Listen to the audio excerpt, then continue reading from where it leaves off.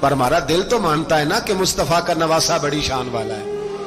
حر بن یزید نے 3 نمازیں لشکر سمیت امام حسین کے پیچھے پڑھی ہیں، 3 نمازیں، ظہر اثر اور مغرب۔ پھر امام حسین کے سامنے شرائط پیش کی کہ آپ کو یہاں گھیر لیا گیا ہے، یہاں آپ بیعت کریں گے، یہاں آپ جنگ کریں گے، 2 ہی باتیں۔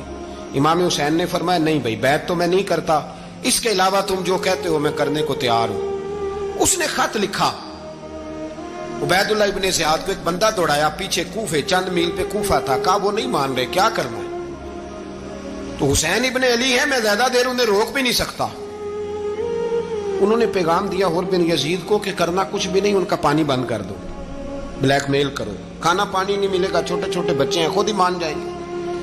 حضرت امام علی مقام کے بارے میں حر کے پاس جب یہ پیغام آیا تو حر کہنے لگا میری طبیعت نہیں مانتی حسین پر پانی بند کروں۔